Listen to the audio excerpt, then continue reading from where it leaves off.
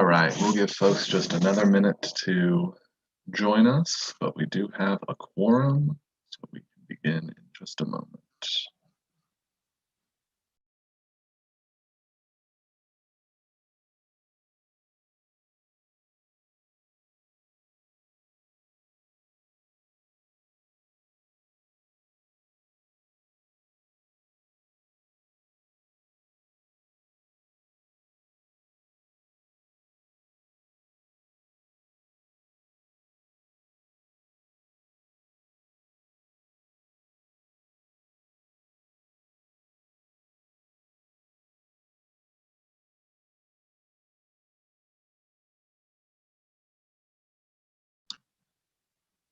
All right, let's go ahead and get started. So I am calling to order this March meeting of the 40th Assembly of the Graduate Student Government.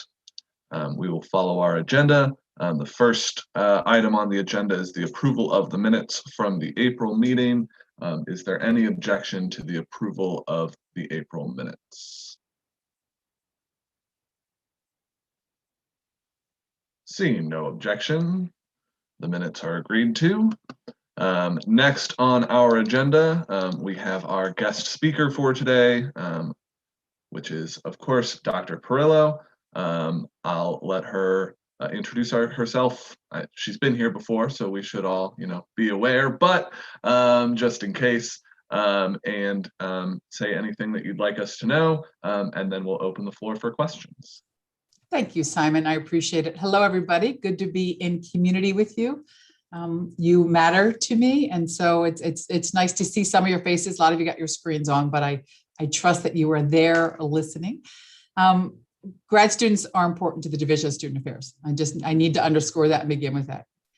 You are part of the reason why we are here, and our work in student affairs will continue to center on graduate student life.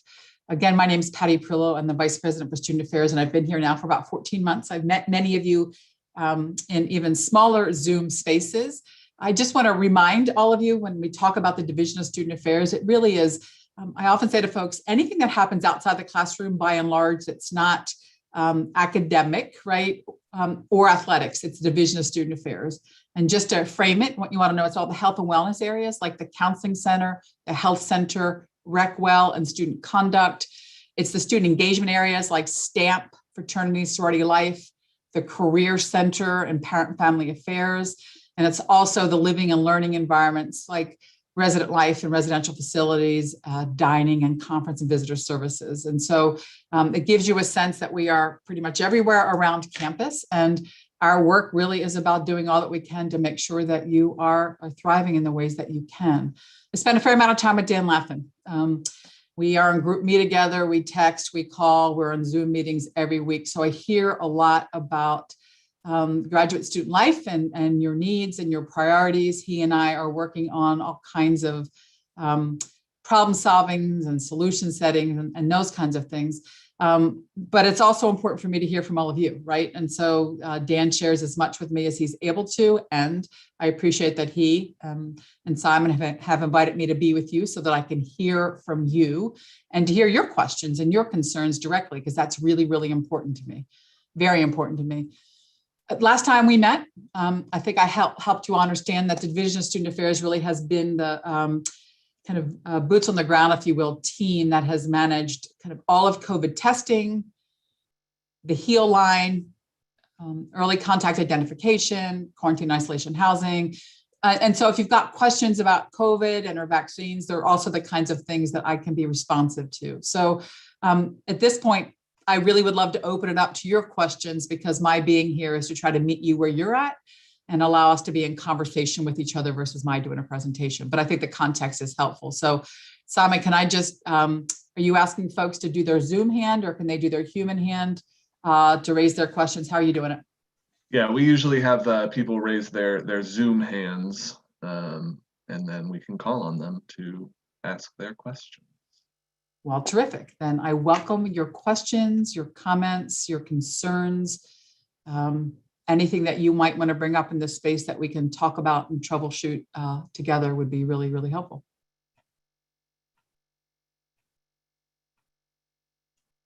I see one. Go ahead, Tamara. Hi, Tamara. Hi, Patty. It's nice to meet you. I don't think we've met before. Since you brought up the vaccine, that is something I have a question about. It seems this has been an ongoing conversation. I've heard about it, not just here, but also in private meetings in my department. I have heard that the university has applied to be a mass vaccination site. I wanted to know if that true. Where are we at in that process? Is it a possibility? Because it seems like students and faculty, it's not just students, are having problems getting the vaccine, even though they are eligible. Yeah. So thank you for that question. It is true. We have, I have a team that has probably spent the last 3 months preparing us to be a vaccine clinic, right? So we've been at this for 3 months, wanting to be a vaccine clinic. We've even toured other places like Cheverly and UMB. is University of Maryland Medical System, right? Even going to Baltimore to see their site. They've actually shared their playbook with us. And so we wanted to make sure that at any point in time, if we got the call to say vaccines are coming your way, that we were positioned to deliver, right?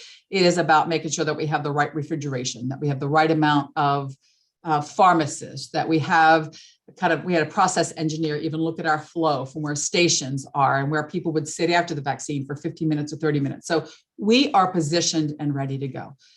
We learned probably 6 weeks ago, 7 weeks ago, that it would be better for us in higher education to partner with a medical center or a medical facility, because that's where the vaccines were going initially, right? So had some of the largest vaccine centers or clinics in the state before the state opened up Six Flags, and I think is it M&T Bank in Baltimore? Is that what it is? So before they opened up those big locations, had the largest vaccine clinic in the state. So we partnered with and we went to the state, health secretary to say, and the University of Maryland want to be a partner. We want to have a vaccination clinic on Maryland's campus.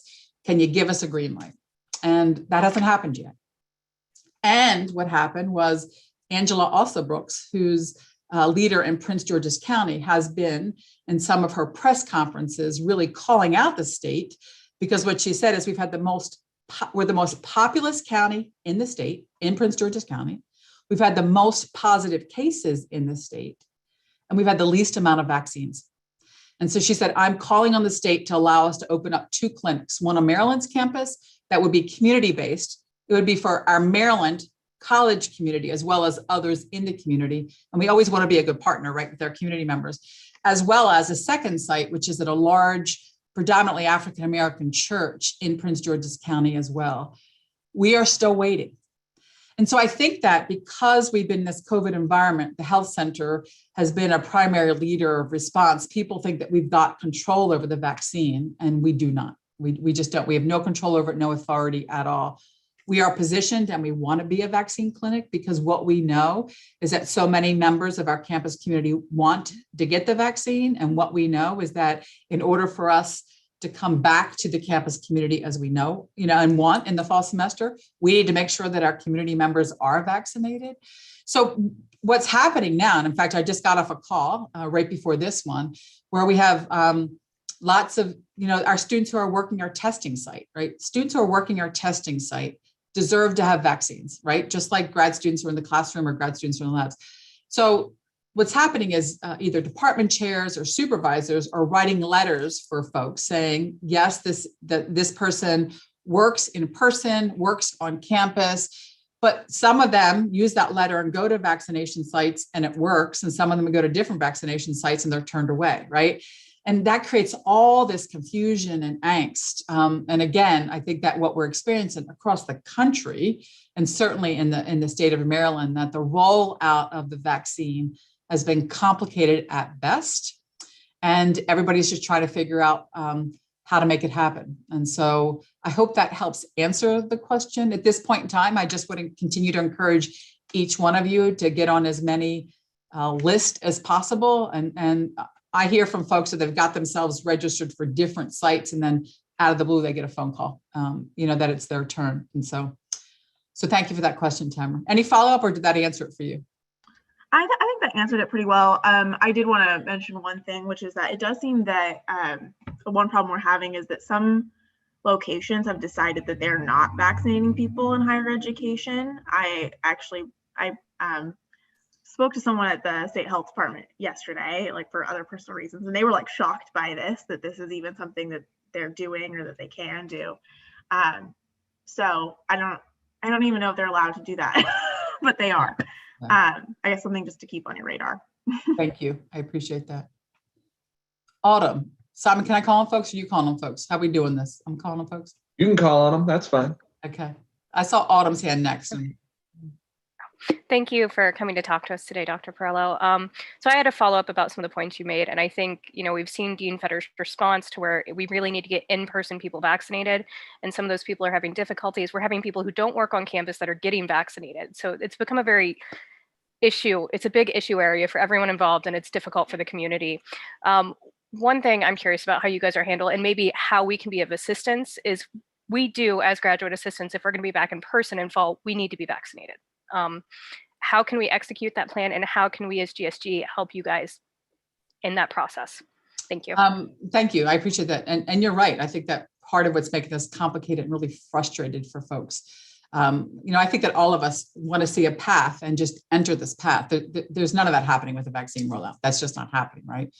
And different clinics are doing different things. You're right? And that. So what we do know is that we just want to keep believing that we're going to get the vaccine on this campus, and we're positioned to make that happen.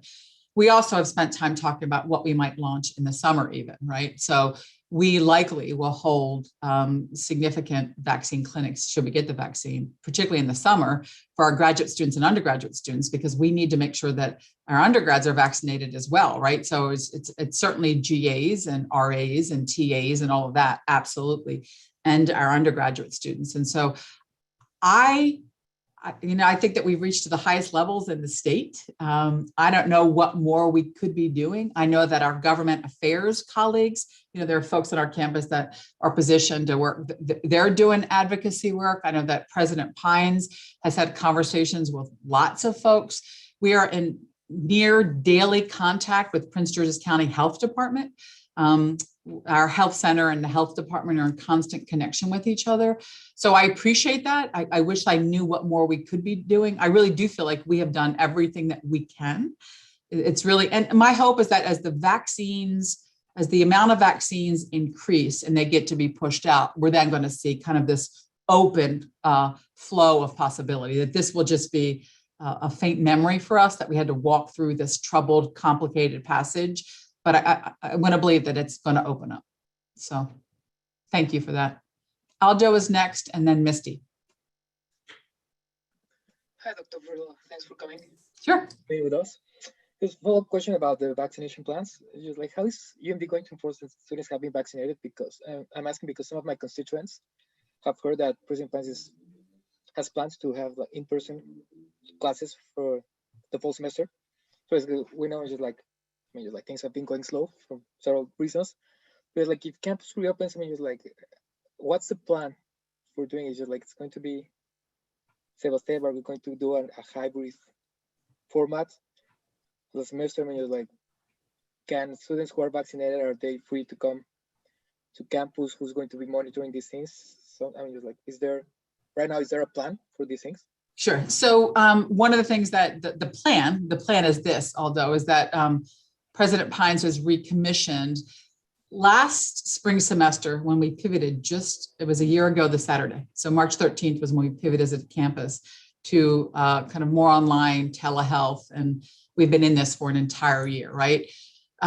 President Lowe commissioned 6 or 7 different working groups to consider what would the fall 2020 look like? What would it look like in terms of academic life? What would it look like in terms of research life? What would it look like in terms of student affairs and athletics?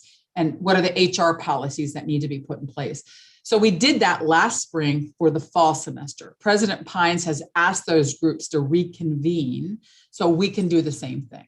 So I think that conceptually or broadly, the hope is that by the fall of next year, we will have, what they talk about is herd immunity, which is 70% of members of our campus will have herd immunity.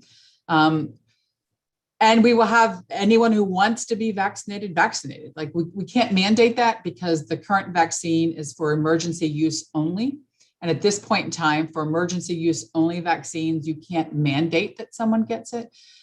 You know that when all students have certain immunizations that they're required to have before coming to campus, right? But they're not emergency use vaccines. This one is, so we can't require it at this point. Now that might change. In the next couple of months, that might change. And so what's going to happen, Aldo, is that these working groups are going to be meeting to answer all the questions that are emerging around the fall semester and what the fall semester will look like. Part of what President Pines wanted to do, and I really appreciate this, was to send a clear message to the campus that we are preparing to be opened in the fall semester as fully as possible. Now, if things shift between now and then, we'll have to shift. But what he knows is that there are some people that left campus about a year ago that haven't yet returned to campus. And, you know, some are living in Maine or living away wherever they are. And I think he wanted to signal, be prepared to know that we are going to be back in person. And so, you know, begin to plan your life accordingly so that, you know, we're going to come back in person. And so these working groups will work together to develop the plan for the fall semester. But I think that most of us are thinking about the fall semester very similarly than the fall semester before the pandemic, and with the learning that we've had this past year. And so for some of you as TAs or for our, you know, full-time faculty members, they have learned how hybrid learning can really enhance learning, right? Or they have learned how they can use technology to strengthen the learning environment. And the hope is that we incorporate that into the learning experience, but it won't be the only format. The in-person will be. You know, we're learning in the UK, for example, that they've lifted the 6 feet apart to 3 feet apart because they've done a ton of studies to look at that. So if we move from a mandate from 6 feet apart to 3 feet apart over the next couple of months, then that'll change the classroom environment as well. So there are no hard and fast answers right now to the fall semester because we are only in March, April, May, June, July, August. We have 5 or 6 more months. And think about what we've learned in the last 6 months in this pandemic. We've got so much more that we have to learn, but the structures are in place to help figure some of those things out. Aldo, does that answer your question? Yes, just one quick follow-up. What about the summer terms? Are they still going to be online as well? Yeah, at this point in time, they've been declared online, and they're still online as far as we know. Okay. We are entertaining a little bit the possibility of some summer camps, day camps, and not stay overnight camps, you know, which we didn't do last summer. We didn't, because we didn't know enough about the virus, and we didn't allow for any of that. But we're exploring the possibility of some more in-person things outside of the classroom that we might entertain, again, depending on what we learn over the next couple of months. Misty. Hi, Dr. Perlow. Thank you so much for being here. And I really appreciate your opening affirmation that graduate students matter, because I do think that oftentimes it feels like graduate students are just this kind of overlooked group on campus, especially in some campus initiatives. And specifically, I'm thinking about, you know, just this past week, President Pines sent out an email that was highlighting really important efforts on recruiting and retaining a diverse student body. But the email made no mention of graduate students.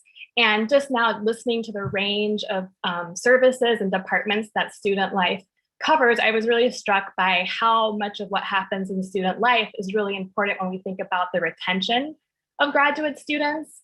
And so as the chair of the Diversity and Inclusion Committee, I'm really curious about what ideas you have in terms of supporting specifically our BIPOC colleagues. And I guess my specific question is, what could we as graduate students advocate for that would help your offices in turn advocate for BIPOC graduate students and help in terms of retention? Thank you. Thank you, Misty. Great question. So, you know, as a relatively new leader on this campus, it's been important for me, even in the midst of all this, or maybe it would have been important for me anyway. I'm really clear about this. And it became even more important for me, given the disparities that we're witnessing around COVID and this pandemic, right? Particularly for BIPOC communities, right? The disparities have been glaring and striking. I have spent this past year in the fall semester and in the spring semester meeting with different communities, and includes graduate students, undergraduate students, faculty, and staff. So I've met 3 times with the Latinx community. I've met twice with Native Indigenous community. I've met 3 times with the LGBT community. I've met a meeting with the API community. It's taken a while for that group to organize. I have, last May, I started meeting with our Black students. And that really was when George Floyd was murdered. I felt this real need to be in community with our students and bring them together. And they were kind of all over the place. So we brought them together in a virtual room, and we've spent like every 3 weeks since then building the critical issues, right? So just even Monday, President Pines, Dr. Dodge, and I spent time with our Black graduate students, about 10 of them, hearing about their concerns as Black graduate students and what is it that we as an institution need to do to support them in different ways. And so now that I know that you are a primary liaison, Misty, we can do the same things with graduate students like I've been doing. So I've been holding these spaces for BIPOC communities. And what I'm finding is that faculty, staff, graduate students, and undergraduate students are showing up, right? And it is helping my team and I think about what is it that we need to do to support them in differing ways, right? I can bring you into that work. I think that one of the things that you asked, what can we do? What can we do? Either you, Misty, or you as GSG, what is it that you can do? And I think to continue to raise the issues, like to be really good allies, to speak up and out for underserved populations, that you understand the graduate student experience in ways that I can't, although I could have 20 years ago, because that's where I got my degree here too. So I think that communicating with me about those needs, perhaps joining some of those community gatherings. What I've consistently heard are 2 things from the communities. One is that they need space. They need space to come together as a community. That's one I've heard. And the other that I've heard is that they need a full-time person to be kind of helping to kind of lead efforts for their. So I think about the Nimburu Center, for example. Now we've got a whole lot of work to do for our Black community. I'm really clear about that, right? A whole lot of work. And the institution has said that, the experiences of Black students matter here. So there's a Nimburu Center, and we're going to staff it and have some resources. There's a whole lot of resources we have to give to it. But we also need to do that for other communities as well. And so that's part of the work that I'm leaning into with my colleagues to think about how it is that we make that happen. Thank you, Misty. I think it was Anna, or is it Sophia and Anna? I don't know who went first because I just see the hands. So Anna, since I see you, I'll go with you first. Oh, here comes Sophia. I think Anna was first, I think, and then Sophia. Sorry, Sophia. No worries. Thank you for coming here today, Dr. Perlow. It's nice to see you outside of athletic council meetings and in here as well. My question is, and I apologize, I joined a couple minutes late, so I'm not sure if you addressed this yet. Obviously yesterday, Larry Hogan announced that he was lifting restrictions on, yeah, I can see by reactions that we've heard this announcement. And obviously Dr. Lushniak came out saying that this was obviously earlier than he would have liked. And being in Maryland, we're subject to Prince George's County's rules. I was wondering if you had any insights as to what the university was doing, particularly with regards to lifting out-of-state travel quarantine rules, lifting capacity limits. Is the university, obviously Prince George's County takes more precedent than that, but can you speak to if this is going to change anything for us? Sure. I agree with Dean Lushniak. I think all of us were, every day at 5 o'clock, President Pines he meets with his vice presidents, and it's kind of a COVID response team as well, an operational team. We look at a series of metrics to, in real time, make some decisions about what is it that we need to do as a campus community to keep our community safe. And so all of us last night, we came on that call and we had just gotten, we were like, whoa, and that doesn't go into effect until Friday at 5. And then we have spring break. So in some ways we felt like, why right before spring break? Why right before St. Patrick's Day, which tends to be one of the largest drinking holidays that we know, right? But we felt like it's given us a little bit of time to think about what does it mean for us. But really, we're waiting for Prince George's County Health Department. What we realized, and we don't know this for sure, but likely Prince George's County Health Department received that notice and was also wrestling with the kinds of things that we were wrestling with, like what does this mean for dining and what does this mean for rec? So we were wrestling with some of those things as well. We feel like we've got a little bit of time and we will spend the time to figure those things out, but we have to wait for Prince George's County Health guidance in order for us to step into what's next. 100% of the time that the governor has stepped out, Prince George's County's guidance has been more restrictive, and because we're have the largest populace and we've had the most positive cases and the least vaccines. And so my guess is it will be more restrictive, and it's that guidance we have to wait for in order to know what's next for us. But at this point in time, we don't need to do anything because it goes into effect Friday at 5, and then by and large, as you all saw, that that next week is spring break, but President Pines even gave faculty and staff Thursday and Friday off. So stay tuned. You'll hear from us. Great. Thank you so much, Dr. Perlow. Thank you. Good to see you, Anna. Sophia. Yes, Dr. Barriga, thank you. Thank you again, and also for being here. My connection is a bit unstable, so I apologize if I get disconnected. So I'm wondering, as you said, a year ago, everything stopped, research stopped, and that meant for many grad students that were about to graduate, that they couldn't carry on with the dissertation. They had to change. Myself, I had to change the topic of my dissertation. I couldn't travel abroad. And some of the students are still not assured, founding for an extra year, that they need due to the restrictions because of the COVID pandemic and everything that meant for research.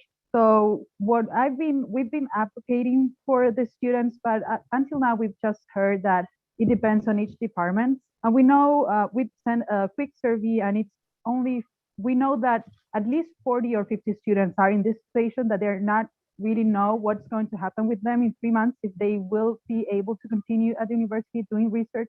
So I was wondering if you had anything more information for us on that, or how can we advocate for them?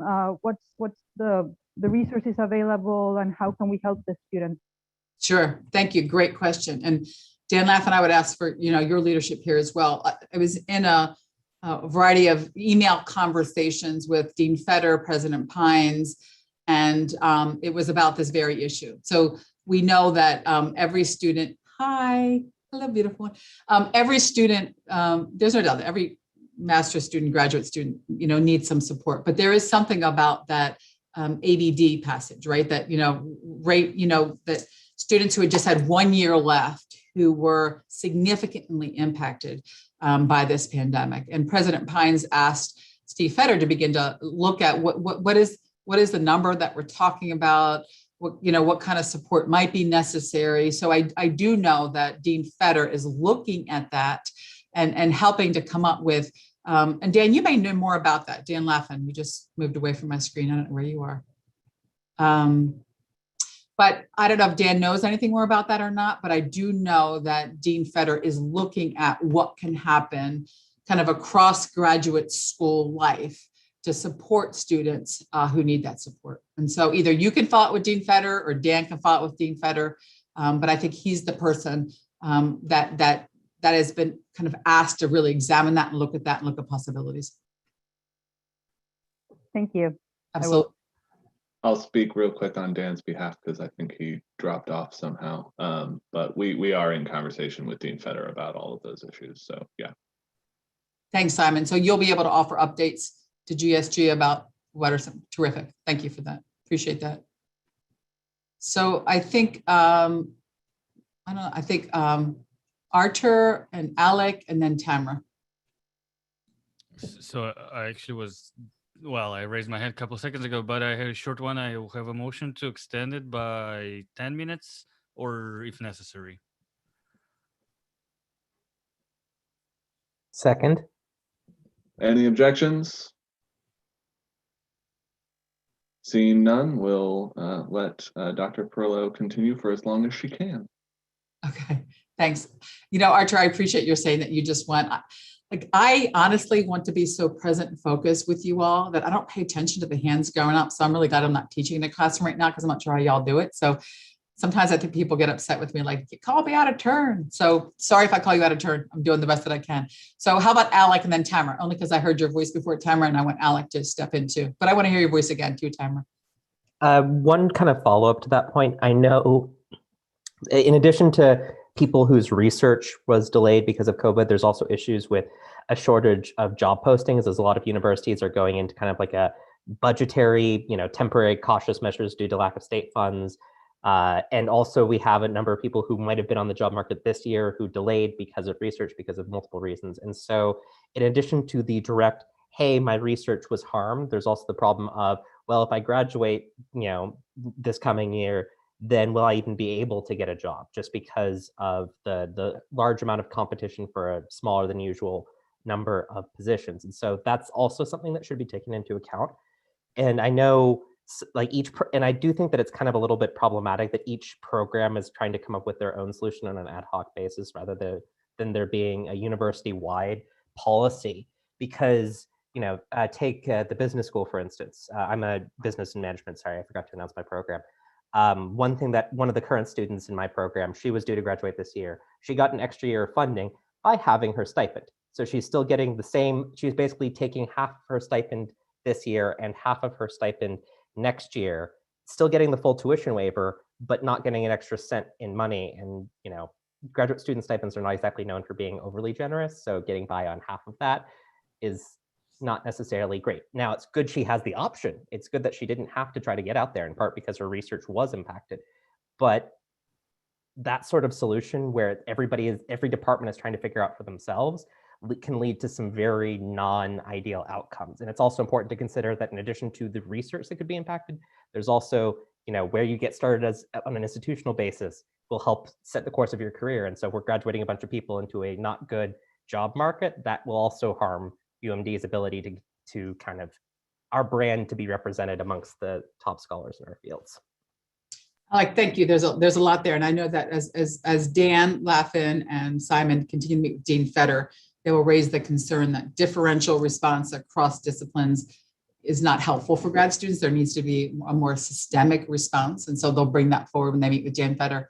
But Alec, I would say that, what I've learned from my Career Center colleagues is that not all disciplines and markets have been affected in negative ways. There are many that are thriving, right? And so I think for many of us, we think that the pandemic has kind of annihilated the markets and has really affected every job possibility. And the truth of the matter is, for some, there's the real thriving markets. And so as graduate students, and I will tell you this, that even as higher education, last year this time, I really thought that the only way, in student affairs, just student affairs, we probably have lost $90 million this year, 90 million. I thought that I would have to do significant layoffs. That's where I lost sleep at night. It's about people's lives. We haven't had to do that because there have been stimulus packages and we've been able to house students on campus. We've been able to offer dining in ways. And so what I will say is that higher education, certainly there are some colleges and universities that have not survived this pandemic. They were having problems before the pandemic and this pandemic affected them. But there are many institutions of higher learning, if you want to stay in academics, that are actually doing okay. And so I think that the market's going to be better than you might anticipate. And again, I just don't want all of us to say that, there are no job possibilities, because again, some markets are doing better than others. So I appreciate that perspective. I do. I appreciate all that you said. I know that Dan Laffin took some notes and I did as well. Though, if you'll pardon, to push back a little bit, while some markets are doing well, there are still a lot that aren't. And of course, absolutely. Even though there's a lot of colleges that aren't firing or laying off people, they're still issuing hiring freezes. And so I don't want an overly rosy picture to kind of be left to stand, because there is a lot of problems in a lot of places, especially for PhD students who are wanting to go into academia. For medical students, of course, there's a booming market, but for academics, not so much. Yeah, Alec, I appreciate that. I'm not trying to create, there's nothing about any of this that's rosy. Let's be clear. We're living through a once in a lifetime, may that be our experience, a once in a lifetime pandemic. It has affected individuals and families and communities and businesses in ways that we just will never be able to give voice to. So I want to be really clear about that. But I think I just don't want the kind of all or nothing thinking, right? I'm not trying to make it rosy, but I was pleasantly surprised to hear from my Career Center colleagues that there are more options available to students than I even realized. And so I just want us all to be mindful of the fact that, things are beginning to open up. And, I think hiring freezes on college campuses are going to begin to open up. So I'm not trying to make it rosy, but I'm not trying to make it awful either. So thank you. Thank you. Tamara. Hi again. So basically my question somewhat kind of dovetails off of something Alex said, a little bit off of what was discussed earlier. Basically, my question is about human subjects research. So as you may know, sometime last fall, human subjects research opened up to a limited extent on the University of Maryland campus. I know this because I'm in psychology and we work with human subjects. And in fact, we are actively scanning people at the Maryland Neuroimaging Center. So one issue that we ran into recently was when the campus shut down because there was a spike in cases among our undergraduate students. Well, we use our undergraduate students to help us test. And it seems like the reason we got shut down is because the MNC, the Maryland Neuroimaging Center, came up with their own guidelines saying that they weren't allowing basically undergraduates into the MNC. And I personally think that that was a great choice on their behalf and like good for them for taking the initiative. My problem is it seems that we really have been lacking in like these incremental updates on how we're handling spikes, right? So again, human subjects research opened up in October. We've had 2 spikes in COVID-19 across the country since then, and we really didn't get a lot of updates to our human subjects research policies. And so I guess my concern is if, you know, kids come back from spring break, you know, at the end of next week, and we have another spike, what is the university going to do to keep us, you know, as graduate students, staff, faculty who are doing this in subjects research, how are they going to keep us safe? I guess it's just a concern for me. I feel like maybe the university, I think it's something we've discussed in here, it really hasn't done a great job of like addressing these incremental shifts in the virus and how it's affected our communities. So can you, I guess, forecast some, you know, change in the future or how that might affect us? If I learned anything, what I've learned is that I cannot forecast this virus, right? It is a mighty foe. But I do think that we have responded to the spikes. I mean, the sequester in place, you have to limit activity, everything's virtual has been in response to the spikes, right? And so I think that we as an institution have responded to the spikes and gotten a lot of hits for it, which is fine, because I think that as long as you continue, I learned pretty early on in this process. I think I got 2 emails simultaneously, one that said that, you know, you're draconian, I can't believe that you're limiting everything, and the other one that came in that said, you're not holding people accountable. So I was like, okay, this is going to be one of those, you know, that you just got to keep staying true to public health and medical guidance, right? And so we have done that. We have continued to follow the direction of our medical center director, and we'll continue to do that, and have done all that we can when there have been spikes to just limit activity, communicate the message. Now, I get that we've got work to do around communicating the message, and Dan Laffin and I are in lots of conversations about that. Communicating a message that works for students, faculty, graduate students, and undergraduate students all at once, and meeting everyone's needs is just complicated, right? So I hear you say, Tamara, you don't think we've done a good job of that. I actually think that we've done a good job of that, and it's fine. We can agree to disagree on that. Maybe where we haven't done a good job is around communicating the impact on research and the research labs. And so at 5 o'clock tonight, when I meet with my VP colleague, VP Lori Locascio, I'm going to tell her that I met with grad students. And one of the things they talked about is that every time we shift, we're not doing a good job of communicating its impact on the research environment. And we need to do that, right? So in terms of what might happen post spring break, we don't know. We tried to be really clear on the front end around expectations and what people need to do. We're telling people if you travel, you're required to upload a negative test result before you come back here. You've got to lay low when you come here, and you've got to get tested immediately. Like, they're the best mitigation strategies, right? They're the absolute best. We as a leadership team struggled back and forth with, do we have a spring break? Do we not? Do we just allow students to have like a day here and there? So some universities decided not to have spring break. They allowed for like a day in January, a day in February, a day in March. What we felt like is, particularly as we paid attention to the mental health and well-being of our students, faculty, and staff, that people just needed a break, right? People just need a break. And I can tell already, because President Pines gave faculty and staff Thursday and Friday off, there's this collective like, whew, you know, like It's been a year, and it's been a lot of heavy lifting and complexities for all of us, right? So we decided to have the spring break, and we tried to put in place as many mitigation strategies on the back end of that to monitor. If we see a spike, we're going to move to sequester. I mean, we will do that. We will continue to follow medical health and public health guidance. And so my hope is that we don't do that. My hope is that we do not have to do that. I just hope that we don't. I hope that we can continue to lift and lift and lift in safe ways, right? Masking and physical distancing will always be required. And eventually that'll lift. So that's what we've done. We try to communicate on the front end, put expectations in, we'll hold people accountable for those expectations, put mitigation strategies in, and we'll respond if we have to as we monitor the cases. So thank you. Laura?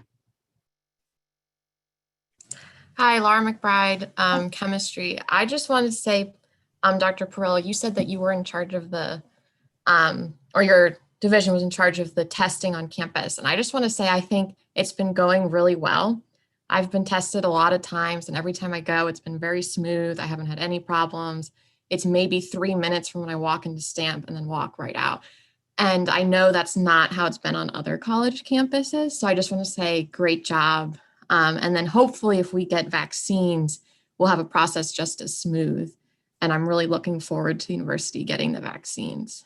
So just thank you for that. I really appreciate that. And I will let my team know that. I actually got tested this morning and I had the same experience, right? I really appreciate that. It's really interesting. There's a woman named Maria Lonsberry who works in the Division of Student Affairs, and she helps run our beta team. And I said to her, Maria, we've got to start setting up testing. This is probably June of last year. I just said, I don't think it's going to take all of your time. I'm not sure where we're going to go with this, but do you mind leading this enterprise? I have apologized to her like a dozen times. Like, I had no idea what I was asking you to do when I asked you to do this. We're testing 8,000 people this week, like 8,000 people, right?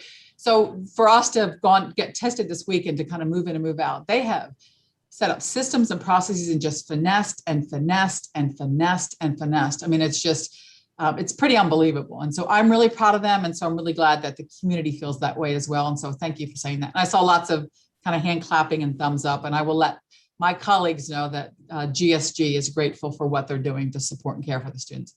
And I do hope that when we get the vaccine, that's exactly how it operates. Yeah. So thanks for that. Okay. Simon, there are no more here. Oh, yes, there is. Aldo, sorry. Hi, thanks, Dr. Perrello, again being with us. So follow up on just like what the testing facilities have been at UMD. Can we expect something similar for when the vaccination campaign starts at UMD? You know, I had a hard time hearing the audio. Can anyone else interpret the question? The audio was muffled for me. I think he asked if we can expect the same process for vaccine distribution as we did for the testing. Is that sort of the same setup that we've got going? That is my deep hope. Absolutely, absolutely, absolutely. What I will tell you is that we have set up on paper and literally had faculty members who are process engineers here in the School of Engineering look at our mapping and the design. And we are positioned to do 500 a day to 1,000 a day. We've got different scenarios for how tables will be set up and what the process will look like. So, you know, refrigeration, and we've done all the kinds of things that we need to do. My hope is we've gone to 2 different sites to visit to see how they do it. So my hope is that that's exactly what will happen, that the vaccine clinic will prove to be as effective and as wonderful as the testing. But at the beginning, I know it'll take us a little time to figure some of it out, right? So at the very beginning, we'll have to work through some things, but I think we'll get there. Thank you. And just quick follow-up. Will also there be some priorities? I don't know, if like some percentages allocated to faculty members, whether students, undergraduates, or will it be open for the general population on a first come basis? I think it depends on when we get it and where we are. I mean, I think it will depend on when we get it and where we are in that process. But I think that there will be a priority. It's been this interesting.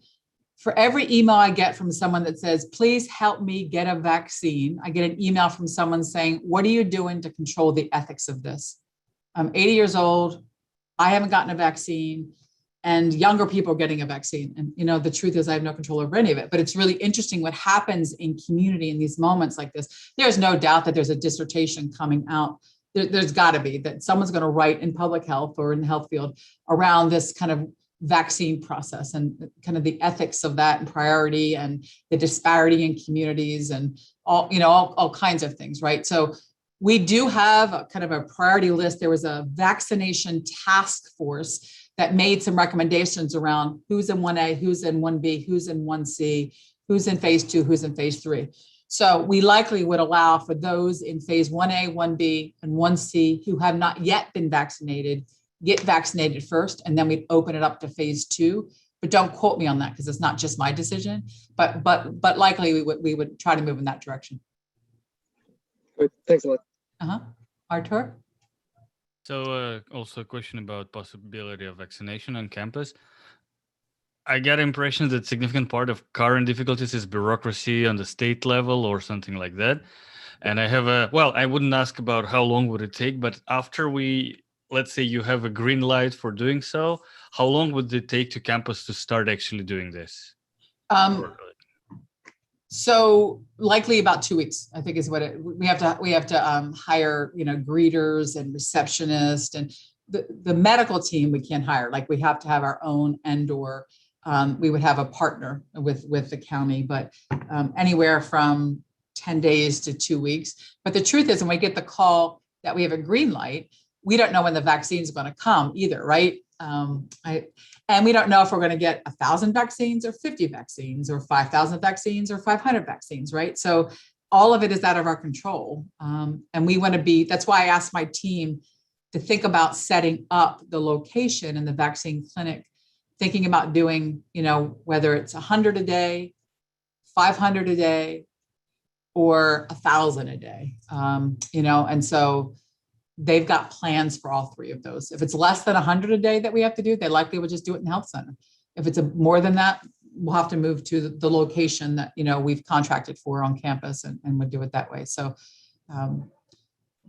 everything else is positioned, except we've got to hire people to help with the process. And just like we do with testing, right? We've got, every time you go to testing, you see students who are there and staff who are there. So we've got to do some of the hiring, but we've got job descriptions and communications and listservs ready to roll out.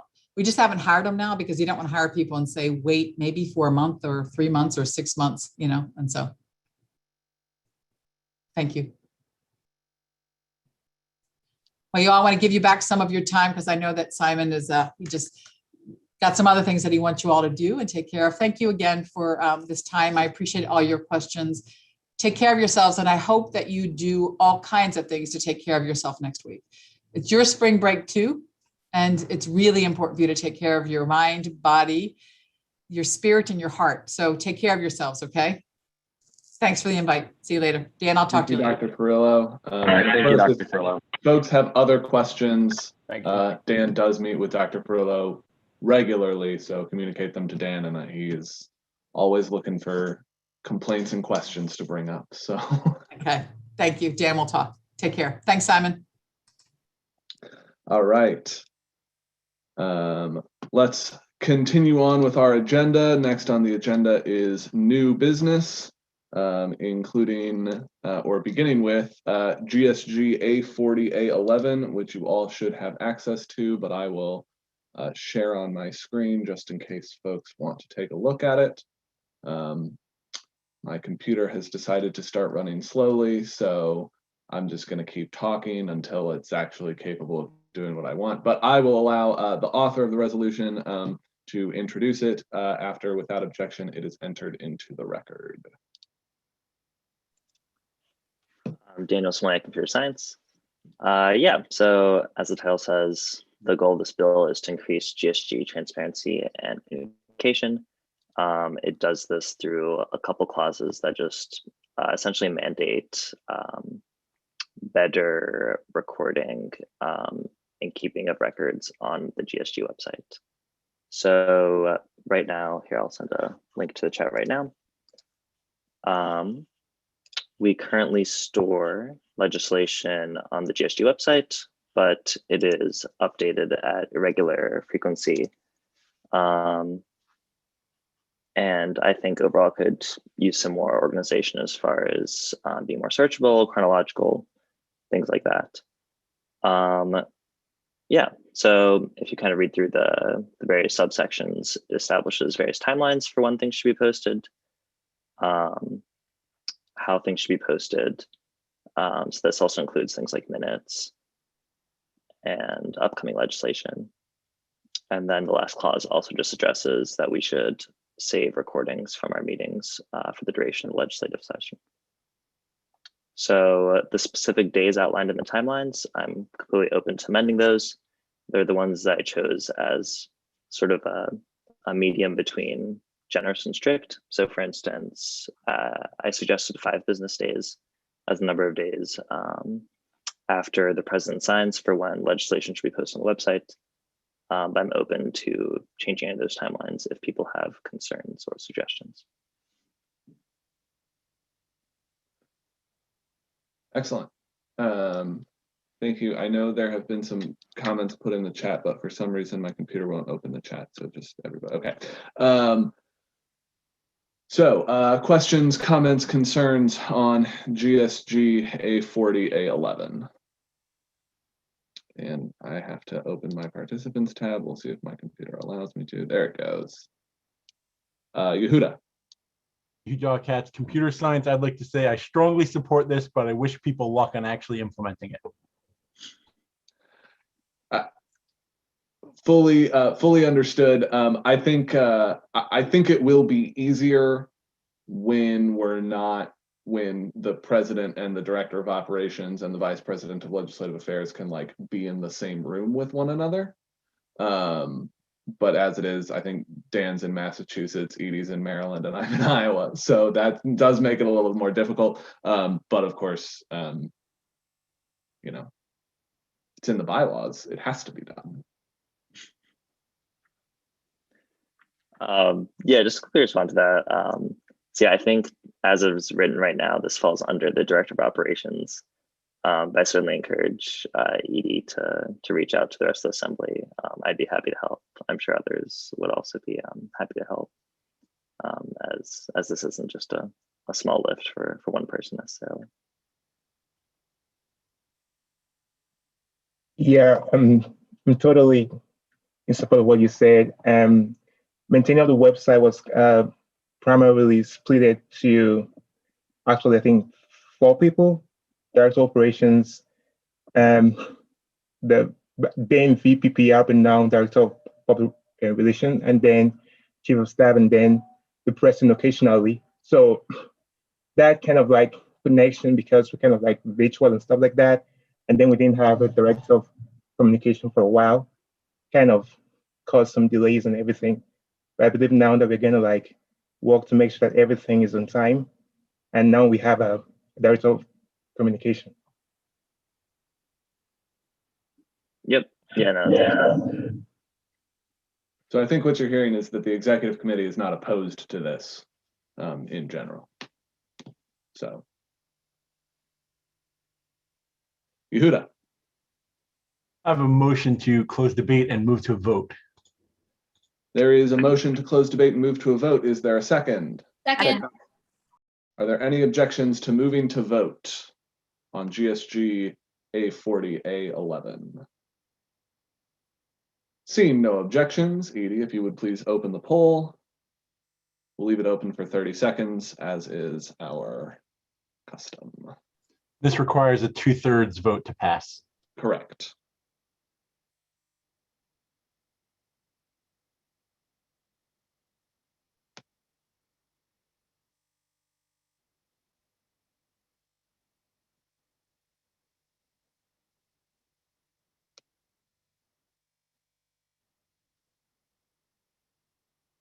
And with the time to vote expiring, the yeses are 35, the noes are 0, and the abstentions are 1. The motion is agreed to. All right. Excellent. The next piece of legislation is GSG A40 R08. Would the authors of the legislation like to introduce it? Autumn, did you want to go first? Yeah, I'll go first since, again, I'm multitasking poorly, everyone. So the main thing around this is that we were thinking about how like it wasn't clear for everyone what their job duties were. And there's some really big implications for that. Like we've heard international students talk about how they had to work over 20 hours a week and that was expected. This is a way to kind of ask the university to make sure that the records of mutual expectations are being maintained, that the departments are following through for it. As you read through here, there's 27% of people, like departments aren't doing this. We opened this up last time and some of you guys said that like, you've never actually had to fill out this form. And that's a problem because if you think about it in terms of employment, this contract basically says, this is what I'm supposed to do and this is what I agree to do. So like if you have a grievance where someone says you have to work over 20 hours, you can turn this contract to be like, no, this wasn't discussed. And this just is kind of a way for us to verify that departments are doing what they're supposed to do. So I'll hand it over to Tamara now and she can explain a little bit more in case I missed something. Thank you. Yeah, I just want to go on to say that this was something that was originally pushed for by GAC, right? To have these student expectations forms filled out. I believe it's like a requirement, it's a loose requirement that people are supposed to be filling out these forms. However, unfortunately, based on surveys that have been done by both the graduate school and by student-led groups, it's clear that we aren't getting these from everyone. As you can see, the statistic here is that as many as 27% of students are not filling these out. And I think that the main purpose of this resolution is for there to be accountability, right? Accountability to the departments, accountability to the graduate school to ensure that these are getting filled out. And when you are keeping these records, it also becomes very clear who isn't filling these out. You kind of have a more clear idea of where the problems are and where students are falling through the cracks. So really, this is to some extent pushing for transparency and ensuring that we are keeping a record of whether or not these student expectations are being set and then met. All right, excellent. Thank you, Tamara. Questions, comments, concerns? GSG A40R08. Rob. Hi, everyone. Rob Delka, physics. From anecdotal evidence, I have a feeling that physics is one of the lower trackers of some of these mutual expectation agreements. And I was just wondering if you've had any conversations with these directors or coordinators of graduate studies within departments to see what might be limiting those records, if it is no directive from the graduate school itself or if it's something internal to departments. I fully support this legislation, but I just want to make sure that it's as effective as it can be, just given my own experience and others' anecdotal experience of doing these.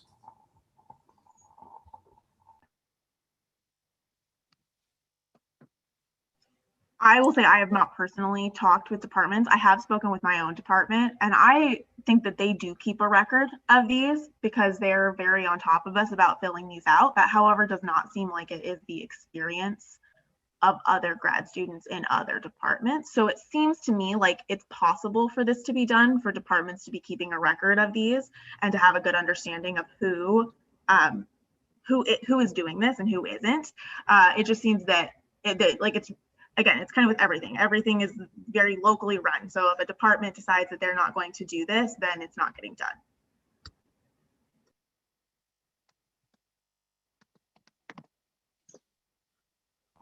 Am I unmuted? Yes, I am. Okay, Yehuda. UW computer science.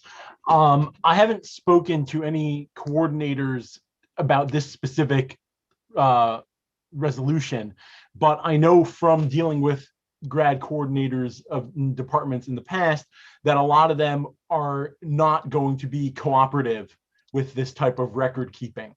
In being in one of the biggest departments on campus, I can tell you that the coordinators barely have enough time to handle their existing workload. There's no way they're going to be willing to take on additional record keeping work or chase after people for forms that people don't want to submit. So it would be great if these meetings happened, but I don't see any way that any enforcement mechanism could actually happen in the current climate and as described in this resolution. Excellent. Janisa. Hi, thank you. I'm new here. So hello, everyone. I'm from the school psychology.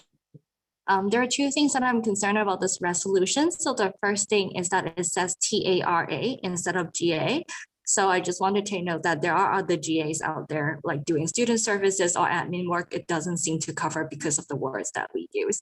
Another concern about the template is that I know a lot of international students are only allowed to work 20 hours legally in the United States. If anything goes beyond that, it might be against the law. So I think it also holds students back that, like, even if they work more than 20 hours, should they put it in? Like, should they say it out loud because they violate the law?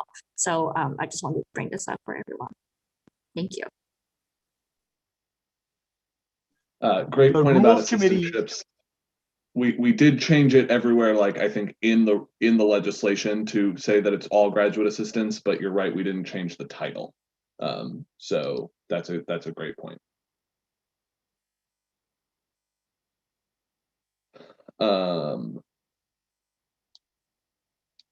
Dan. That actually was my point as well, so I will yield it back to you. Great. Do we want to amend the title to say graduate assistants as opposed to TAs and RAs? It says it everywhere in the legislation, but we might as well. Is there any objection to such an amendment? All right.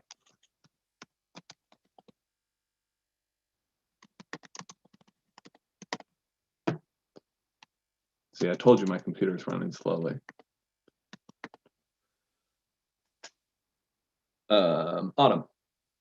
Hi, Autumn Perky, GVPT. So I want to key in on some of the comments that was this doable and is this doable based upon department variation. So when I started my program in 2019, this is something that I brought to my advisor. I'm like, we need to fill this out. This is the expectation of the university that I should do this.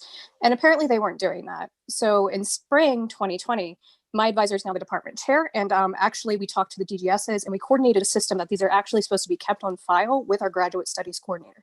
So it didn't honestly take that much effort. It just took me saying, hey, can we do this? And can we coordinate that? And then we left it to the graduate studies coordinator. Now this wasn't following up on everyone to make sure this was done. But in this way, we were able to have that, in case I had a grievance or was being abused, that I'd have documentation that verifies what my job duties are. And I think that's one of the implications that you really have to understand how important this is across the board. And I think that's about it. I'll pass it back to you, Simon. Thank you. And I will say, as someone who is in Autumn's department, that I never filled one out until Autumn did that. So, and now the professor that I work for was very insistent that I fill one out. So things change. Rob. Rob Delka, Physics Department. I'm going to just kind of assert something, and the authors of the bill might be able to confirm or push back on it.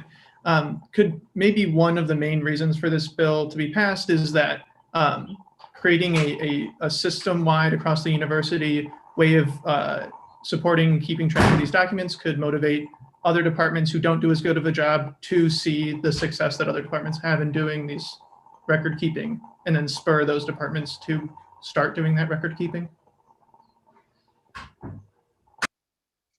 Tamara's up next either way, so go ahead, Tamara. I was gonna say, yeah, Tamara, psych. That sounds like the ideal outcome, yes. I wanna also just reiterate that, just as something someone else has said, this is already like a graduate school requirement, right? It's like a loose requirement. It's listed in there. I think there's some policies around this that they actually have listed in graduate school policies that you're supposed to be filling this out already. So this is not requiring anyone to do something that they're not already asked to do, right? What we're doing is we're asking the departments to keep track of it, right? We're not asking grad students to do anything new, right? This is something that they should have already been asked to do in the past, if that makes sense. Joshua.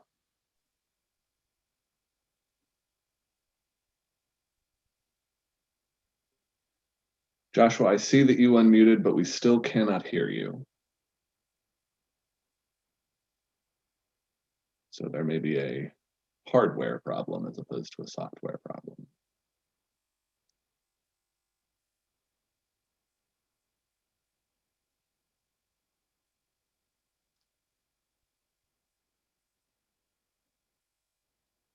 Joshua is communicating with us via the chat now, in case anybody was wondering. Okay, Joshua is ready for us to move forward.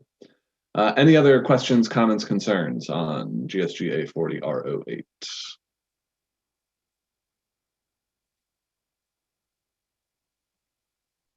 Yehuda? A motion to close discussion and move to voting. There is a cloture motion which has been heard and seconded. Is there any objection to moving to vote on GSG A40R08?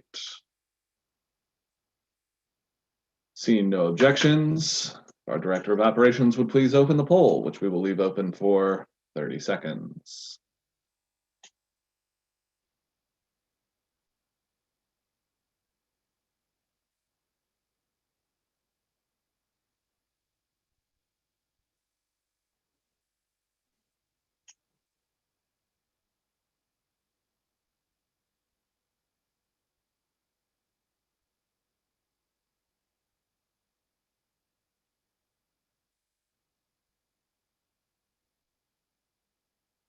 With the time to vote expiring, the yeses are 30, the noes are 1, and the abstentions are 1. The motion is agreed to. Final piece of new business on the agenda is GSG A40R09, a resolution on COVID vaccine letters.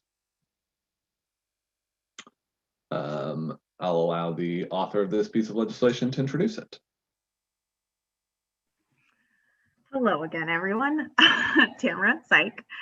So essentially, this is a resolution that is asking the graduate school to work with department heads, so department chairs, to provide graduate assistants who are eligible to get the vaccine with written documentation vouching for their eligibility.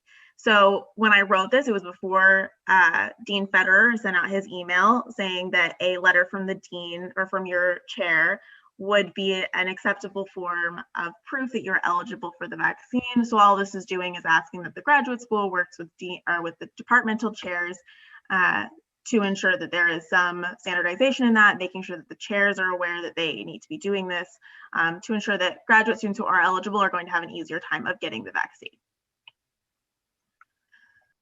Excellent. I have a couple of pieces of information to add. First of all, we want to thank Misty for originally sending us the email that said, hey, you can get a letter from your director. I forwarded that email. I took your name off of it, Misty, so Dean Feder doesn't know it was you, but now it's live and recorded, so now he does, because I'm sure he watches all of our meetings. And informed him that as much as we appreciate what Misty did, Misty says that her department chair says that the graduate school says that the county says this is true, is not the best method of communication. And so I think that is part of what prompted the new email from Dean Feder. So excellent work, Misty. I also, if you have not received the email from Dean Feder that forwarded from your director of graduate studies or coordinator of graduate studies of some kind, know that they have received an email that says that this is true. And so you should contact your director and say, hey, pretty sure Dean Feder sent you this email. Could you please distribute it to the rest of the graduate students in our department? Because obviously it didn't go directly to graduate students, it went to those directors of graduate study. Lots of departments then, of course, sent it out, but if your department has not yet done that, please do so, so that there is official word from the graduate school that this is the process that should be followed. So those are my pieces of extra information about this. Questions, comments, concerns? We'll start with Nestor.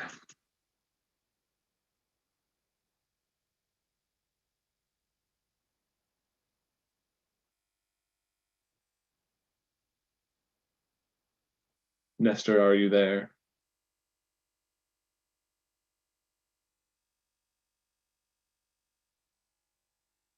perhaps we can come back to you. Laura McBride. Laura McBride, chemistry. I just wanted to say, apparently yesterday in the chem department, the department chair sent out letters like already filled out to the grad students that are eligible. So I assume that's because she got this email from Dean Fetter. So some of the departments are already starting to do this. I don't know if that's kind of said in the resolution.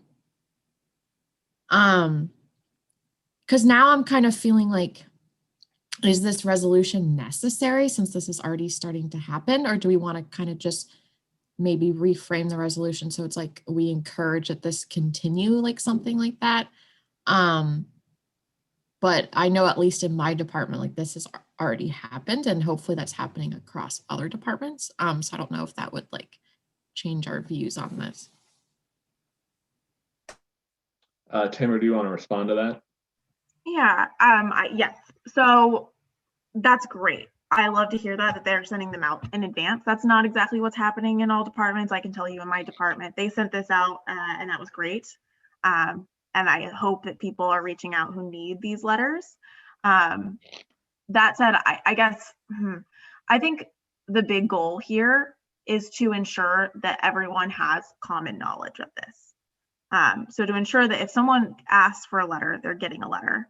And you're right, maybe it needs to be rephrased now that again, because this was written before we got the email from Dean Fetter.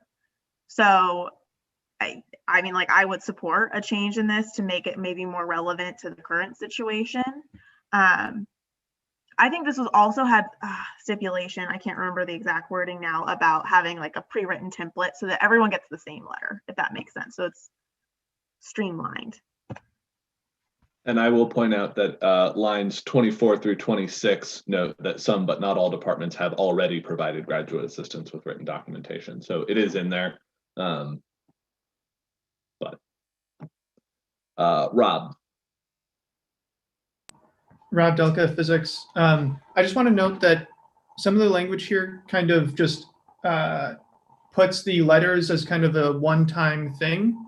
And since not all graduate students currently are eligible, but eventually will become eligible, it might be kind of future-proofing this legislation a little bit if at the end we add an amendment, something to the effect of, and amend this documentation as more graduate students become eligible. So I guess that would be a motion to amend. A motion to amend, indeed. Can I suggest like a different maybe way that we can go about that? Sure. So in the, there's one line that mentions where graduate students are eligible. So it's I think it's the first whereas graduate assistants who work directly with students or who are required to be on campus are eligible. We can say many graduate students are eligible for the vaccine, for the COVID-19 vaccine, so we can make it more broad instead of saying, you know, this is just under 1B. Maybe we can change those first two whereas statements so that it's just like for eligible grad students. This applies to anyone who is eligible under the state plan. Okay, so that would just change this to some graduate assistants are eligible. Let me turn on track changes so that I can we can keep track of this.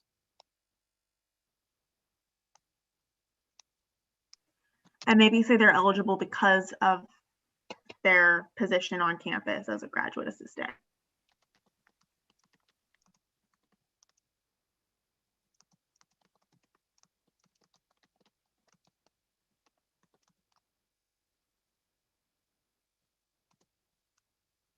Then we would take out this because that will obviously change in the future.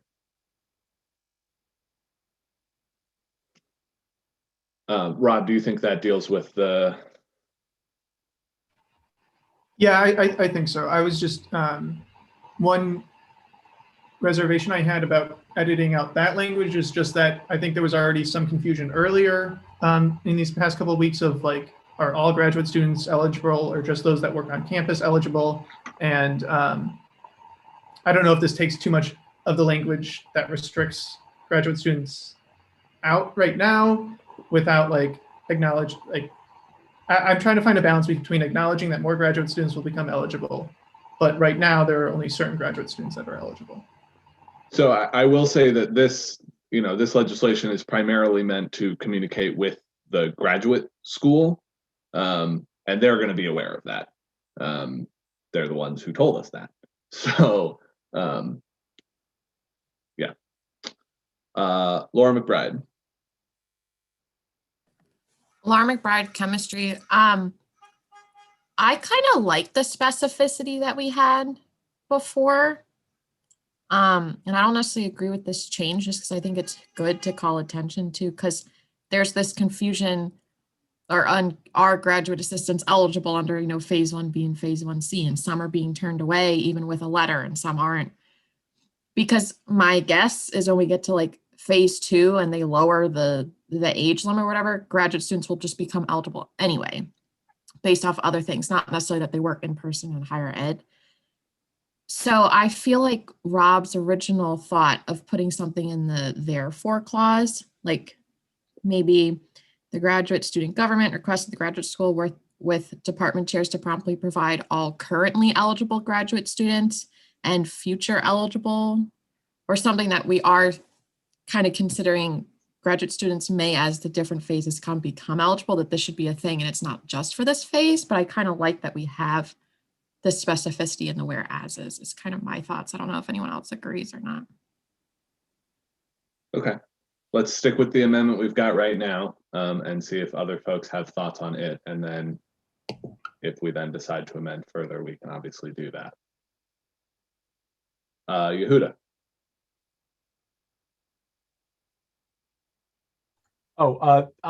This was going way back before the amendment. Okay, so we'll still circle back to you when we're off the amendments. Great. Alex? Alex Franklin, higher education. What if we just added, like, we kept the specificity in the first clause and then added a second whereas, saying, like, we know many more graduate students will become eligible as more phases open up, and we want them to be taken care of. I like that. Okay. In that case, let's take a quick vote on the amendment. Unless anyone has objection to moving to vote on the amendment as it is written right now. Seeing no objections. Obviously, we don't have a poll for this one set up, so if you would use your yes and no buttons, either under reactions or on the participants tab, to vote yes if you think we should amend it in this way, no if you think we should not amend it in this way.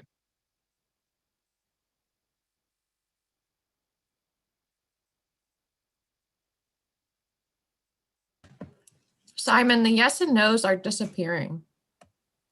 Yeses and nos are disappearing. Well, that's incredibly inconvenient for us. And I think last time we did something where it's like, if you're a yes, raise your hand, and then we counted them all. And it was like, if you're a no, raise your hand. You're right, that did happen. The raised hand Okay. stays. Yeah, great point. All right, let's do that again. Also, Simon, can you clarify? So they're voting on the way this is written here. Right, this amendment that you see in red on the screen right now is what we are voting on right now. And then if there are further moves to amend, then we will vote on those separately.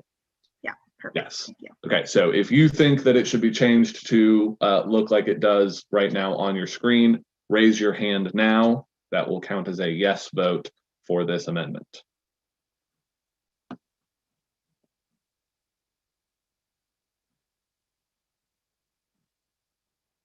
Gonna give people a couple seconds to find the button. And then I have to count.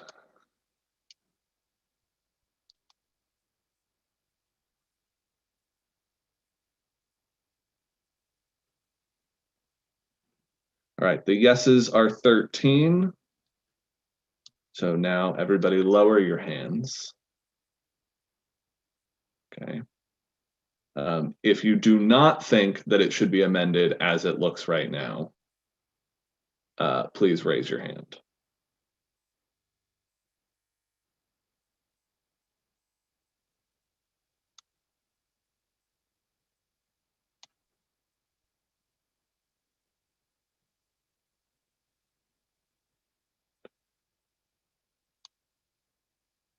All right, so now everybody lower your hands.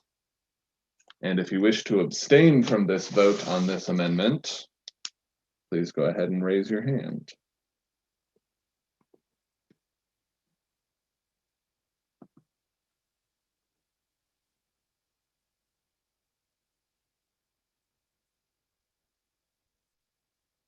Okay, and let me check real quick. Looks like the only person on the phone is the non-voting president of the organization, so that should be everybody's vote. The vote is 13 in favor, 8 against, and 3 abstaining. So the amendment is agreed to. So somehow I should be able to accept these changes. There we go. There aren't any comments or tracked changes in my document. All right. Yehuda. Yehuda Katz, computer science. I also wanted to mention, this was back to the general discussion of how many letters are going out from departments. I know that several departments, coordinators have been sharing a Google form for students to fill in the information for their own letters that the coordinators then send out. I don't know how many. I know in computer science and some engineering departments are doing that. So it could be straightforward for just the graduate coordinators, again, to just share this with each other. I don't know what kind of other communication networks they have for that.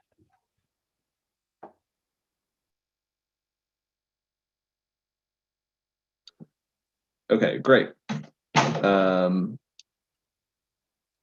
Any other comments, concerns, proposed amendments?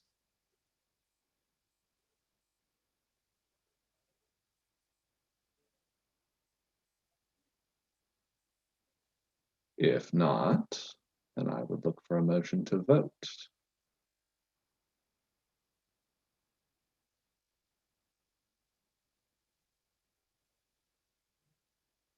Motion to vote. Motion is heard. Is there a Second. second? Motion is heard and seconded. Is there any objection to moving to vote on GSG A40R09?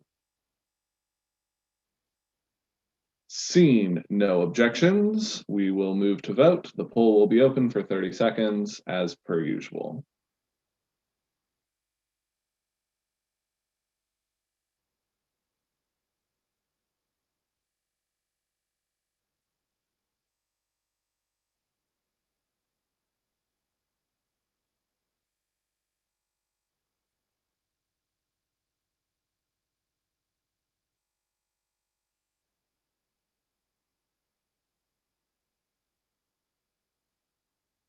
With time expiring, the yeses are 24, the noes are 0, and the abstentions are 4.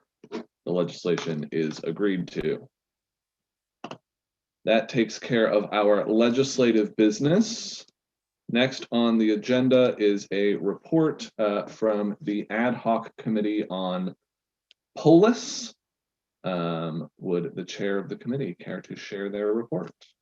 Hi, thank you, Simon. I was wondering, is it possible, do I have the ability to share my screen? Maybe I already have that ability. I don't think you do. And I have that power. 1 second. Edie can give you that power. I'm sure I can also give you that power, but you have it now. I don't know how. Oh, thank you. Okay, so I will apologize in advance. Originally, you were going to hear from more than just me, but one of my committee members did have to leave because they had a meeting. So you're going to have to listen to me for hopefully only about 8 minutes, and then I'll open it up for some general questions. So can everyone see my screen? Cool. Okay, so I kind of just want to start quickly with, why Polis and what is Polis? So if I can be so bold as to riff on a Derrida phrase, I kind of have been experiencing this feeling that we have survey fever. And when I say we, I mean it in the broadest sense, not just like graduate student government, but as a university and as a society. And I do think this points to a need for connecting with and understanding our communities. But there's a couple of things that concern me about our traditional approach to surveys. They kind of reinforce this idea that things are mostly important if and only if there's statistical significance. And we saw this in emails about the grad SERU survey, in which it was said, quote, the survey results are actionable only if everyone takes time to share their thoughts, end quote. I also think that sometimes surveys do not have room for nuance or open-ended engagements. And lastly, they kind of reinforce this feeling that we're all individual actors, lonely little data points out here vying for our own interests. And so my thought was that Polis could offer an alternative because it is an interface that allows people to agree and disagree with statements, as well as to write their own open-ended statements that folks can agree and disagree with, and that it's more open-ended, but also aimed at consensus building. And it is an interface developed by technologists who are interested in the idea of open governance supported by technology. It's been used by the Taiwanese government, the Bowling Green, Kentucky City Council, nonprofits, to name a few, to both develop policy proposals and kind of gauge areas where consensus exists on important issues. And so what I want to do is provide a little kind of demo of what we've gotten so far and kind of what it would look like, and then point out the issues that we encountered and kind of open up like why we're bringing this back to graduate student government. So as of right now, based on some of the kind of research and thought that we did, we realized that we thought the best option was to embed Polis onto the graduate student government website. And so currently there is a hidden tab where Polis is embedded that looks like this. So you'll see it's a pretty simple interface. There would be statements here, and then you would come in and you could agree or disagree, or you could also write your own perspective and other folks could thereby agree with and disagree, or afterwards agree or disagree with. And then as enough people participate, Polis generates a report that looks like this. This is a sample report based on like a New Zealand initiative that was trying to kind of ascertain what folks thought about the issue of biodiversity. And what you're able to see is the issues where the majority, statements where the majority of people agree or disagree with a statement, and then also opinion groups. So it helps you see if there are particular groups that all seem to kind of agree or disagree in the same patterns, which may or may not be helpful. And then it also shows you areas of uncertainty where it looks like people just really don't know how they feel about the issue. So this is kind of what the Polis generates on the backside in terms of being able to see what's happening around important issues that you might be interested in exploring. So that's kind of what it would look like and kind of what we would get. But as we were trying to figure out how to implement this, we kind of realized that there are some important issues to consider, and our committee is thinking about these issues in terms of usability, authentication, and participation. So we want it to be easy to use. We don't want there to be too high of a barrier of entry for folks to be able to participate. But we also are concerned about authentication and worrying about, ensuring one person, one vote in case there are bad actors that want to try to come in and skew a consensus building exercise. I mean, those may be few and far between, but we think it's worth kind of thinking about it. But authentication was starting to prove a little bit more difficult than we thought it might be. And I'll say more about that in a second. But then lastly, also participation. Like we do want to maximize participation, which is in some ways in conversation with this issue of usability. So kind of thinking about these issues, these were kind of some of the options that we had been starting to talk about.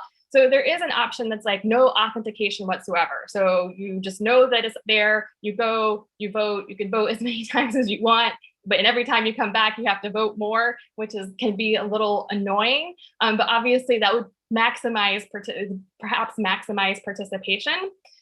The second option, which is the option that Polis already has kind of ready to go, is to authenticate via Twitter or Facebook. So we could ask graduate students to have to use Twitter or Facebook to verify their identity. That is also has some problems. It's not perfect, but it's another option. And then the third option is this kind of an alternate authentication path. We were exploring having authentication that would be integrated with the central authentication service that we all have to use to access things like the library and ELMS, but that doesn't work. That capability just doesn't exist on Polis's end or on our end currently. And so there's this other option that's XID tokens. And again, my technologist counterpart, Daniel, had to leave, but this really would require us to have kind of consistent, reliable access to graduate student emails, and then we would have to build in authentication through graduate students' emails. Or if we did this more on like a issue by issue basis, we could build stakeholder groups around each issue and give them access for each kind of separate thing that we might want to consider. So those are kind of some of the implementation options that we are currently thinking about. But regardless of these options, we think that to ensure successful participation on any level, graduate student government probably needs to make some structural changes, which is one of the reasons we also wanted to bring this back for discussion. So for example, we think that graduate student government might have to test out a different approach to at least some resolution making.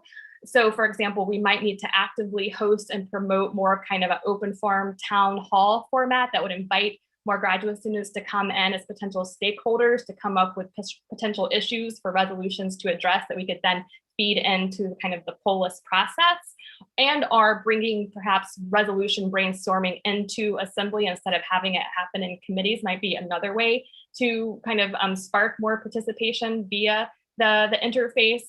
And then also perhaps in order to kind of maintain and moderate polis, having a dedicated member of each committee being responsible for things like moderation, reviewing and reporting back on reports and findings. Or for example, I know in other countries, like in Taiwan, for example, when they use polis and they have open town hall type of gatherings, an issue or a potential resolution isn't adopted unless there's someone from the government that says, I will take responsibility for this.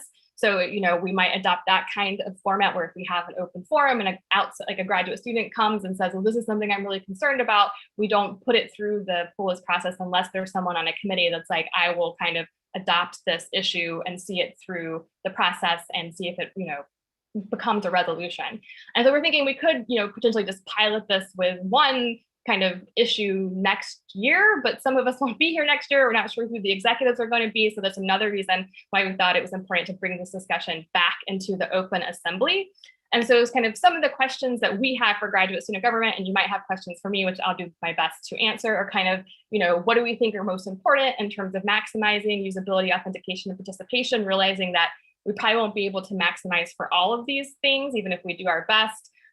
We also just have this pragmatic question about how accessible are graduate student emails if we wanted to kind of pursue that route for authentication. And then these, questions about what support is there for, moving this forward, given the turnover that's inevitable in graduate student government. And then if we have time, kind of like what issues might work, topics might work for piloting polis with maybe an issue area. So that's all like kind of the prepared remarks that I had. Hopefully that's good enough to get us started. Like I said, I'll do my best to answer any questions, but really interested to hear back from the assembly in terms of their thoughts about this. Thank you. Excellent. Thanks, Misty. Does anyone have questions, comments, concerns for our ad hoc committee on polis? Tamara. Hi. Okay, give me 1 second. I had to pull up my questions. I was writing them as I was going. So I did have a couple. One thing I was thinking about when you're talking about the authentication problem, which seems to be like the biggest issue at the moment, I agree. Is there a possibility that we can work maybe with the school to make this as like a 0 credit course, kind of like they've done with the I guess they do like a cybersecurity course? Like, could we like somehow put this in Elm so that you have to get authenticated to get into Elms, like you have to have a student account to get to it? Could that be an option that we could potentially pursue? I can answer this because I've been a partial ad hoc member of this ad hoc committee. We maybe actually. The issue is polis is sort of like an app unto itself that's hosted by them. And you need to be able to embed that in something that we have control over. So in principle, maybe in Elms, like I don't know that you can just embed arbitrary apps in Elms. If you could, that might be a good option. The reason we did the GSG website is like we have control over the GSG website. We can still dole out the URL like much like you would a Zoom link that you don't want Zoom bombed, where, okay, you don't, if someone gets a hold of it, maybe that's a problem, but it still leads to this. There's a little bit of a like filtering mechanism there. And I'm trying to think, I mean, the Elms thing is totally like, we could look into it. I just feel like it may not be flexible enough to allow for this embedding behavior. Great, thanks. I also have some other ideas, but I'll let you to go first. UDOC computer science. I was gonna say I have a lot of experience with linking things with campus authentication, and there may be other options, and I'd be happy to discuss those. I just don't have any background information on the requirements.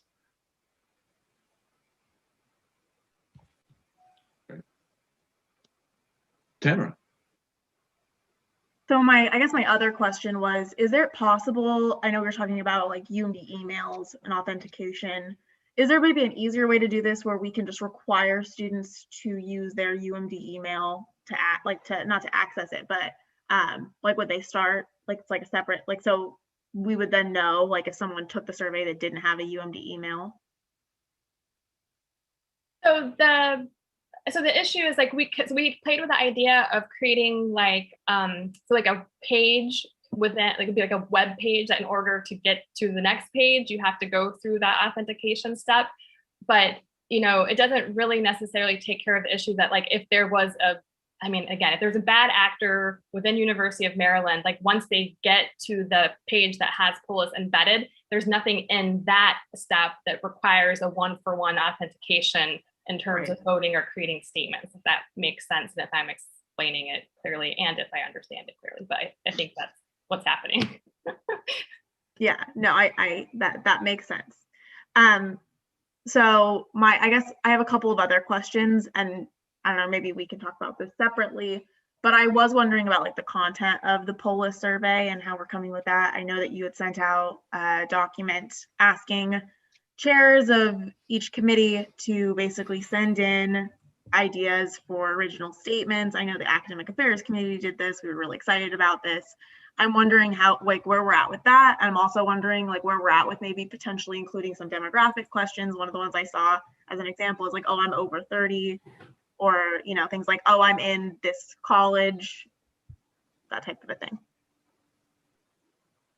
Right. So I'll say, so like the first question, kind of I would say we're super open to kind of how this gets piloted in terms of maybe if we want it to be focused on a particular issue that we formulate statements around and use it to kind of pilot it to a certain extent. We just kind of, I guess, we're getting this first hurdle we needed to get over was kind of like how to implement it to a certain extent. And to see if there would be enough, you know, buy-in so that if, you know, everything didn't happen by the end of the semester, that carrying over into the beginning of next semester, there would be a group of folks that would kind of keep the spirit alive, so to speak, because, you know, I probably won't, I mean, I may not actually physically be here in the fall if I'm like lucky and become an employed you know, person. But even if I am still here, I'm not sure if I'll still be in graduate student government. And to the second question, yeah, we're still like working out like this issue. There is the option, like if we wanted to collect more demographics, you can build those kinds of statements right into Polis so that you get more of that. If we're able to do the XID authentication, the XID authentication process in of itself might provide us with some of that, more of that detail in terms of who's who. But yes, there is a way that if you want more demographics, right, you can kind of seed the Polis with those types of statements that people can then agree or disagree with. Great, thank you, Misty.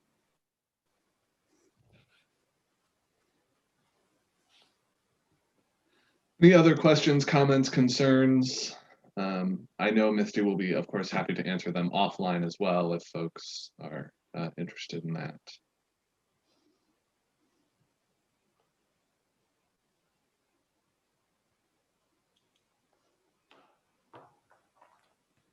All right.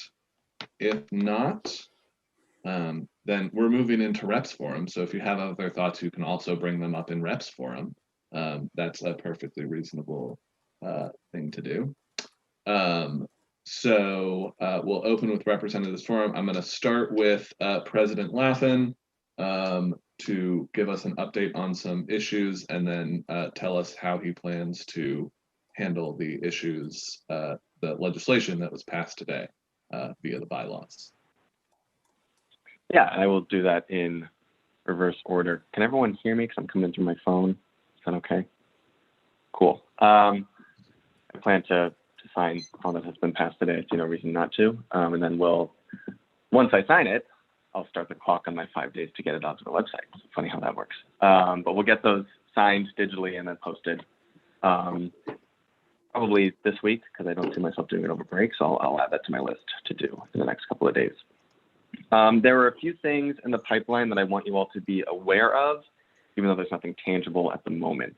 The first is, as you may know, depending on how long you've been here or invested in graduate student issues, there was, and now still is, a housing development project, a graduate student housing project. And the company is Gilbane. And Gilbane, I'm quoting an email here, has enlisted the Scion Group to do a market study, and they would like to recruit graduate students for focus groups. So if you're interested in helping the graduate school, this is a request from Dean Fetter in sharing your thoughts in a focus group, particularly, perhaps, but not exclusively, the Community Development Committee. I think this is fairly relevant to you all, but really anyone who is interested in graduate student housing, especially affordable housing, is kind of the whole point of this development project. Please let me know, and I will forward your name over to Dean Fetter to get you on that focus group or whatever groups there are, plural. Also, stop me at any time if you have questions. I'm going to just keep rolling. Second. I had a quick question. Yeah, sure. Are those paid opportunities, given that I'm sure the folks that are making this development will profit, even if marginally off graduate students? My educated guess says no. I feel like it would have been indicated that they were paid. But, this is also like secondhand recruitment. Like Scion went to Dean Fetter, who went to me, so it could have been lost in communication. But I'm guessing being in this focus group probably isn't. But I can certainly look into that because it's not a hard yes or no. All right, seeing no other questions on this one. Next. I was contacted, and then I looped Ellie in because it's a financial issue, by the director of the Sustainability Fund, whose name is Mark, basically looking into what it would look like for the graduate community if graduate students began to pay into the Sustainability Fund via a new fee. This is something that they've pursued before and hasn't really gone anywhere, and GSG hasn't supported it. But I, being new to the graduate school, I wanted to at least attend the meeting and see what was up. So the meeting included myself and Ellie, as I mentioned, Mark, and then the director of sustainability for SGA, whose name is Kurt. I'm pretty sure that I got that right since it was recorded. Hi, Kurt, if you're watching. The way it stands right now, the Sustainability Fund was created based on an undergraduate student referendum that has now hit a $6 fee for full-time undergraduate students and a $3 fee for part-time students. And throughout the years, one of the things that were developed through this fund was, I believe, a master's program in sustainability and other programs that don't exclusively benefit undergraduate students, i.e. graduate students are benefiting from a fund that they don't pay into. And candidly, in my mind, and I said this in the meeting, that's not our problem. If you guys create a a program that helps us, power to you. But the proposal was that if graduate students pay into it, they can do more, right? They can expand on what they're doing. One of the things they mentioned, they could offset carbon emissions for commuters, which obviously by definition we all are because we don't live on campus, some might walk to campus. All that to be said, like I said, there's nothing tangible right now because the committee that reviews the Sustainability Fund's fee is meeting on Friday, and they're going to get back to me and Ellie about what it might look like in a little more detail, financially speaking. So then Ellie and I are going to, pending what they bring back to us, are going to write a resolution framed in support of the fee, just by the language of how a resolution works.